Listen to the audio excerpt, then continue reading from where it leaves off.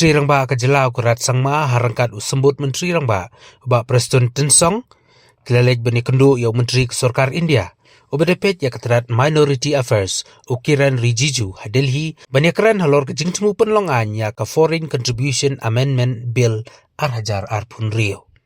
Habang keren silat betai kubor Conrad ulaong bakum ki Kristan ki Pynsngew ya kenikaan kamtam ke section kan Rio.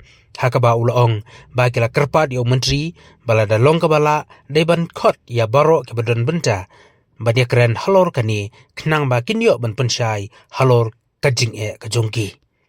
The entire purpose of our meeting was regarding the FCRA amendment bill, and we expressed our concerns as Christian organizations regarding the amendment bill, especially section 16, where new clauses are being introduced, where seizure of the property can be done based on a designated authority. Of course, there are much more legal aspects to it, but there are 3-4 more other provisions which were concerned. And we raised the issue and we requested the Honorable Minister if a much more larger discussion can be made with other stakeholders so that these concerns that are there can be addressed.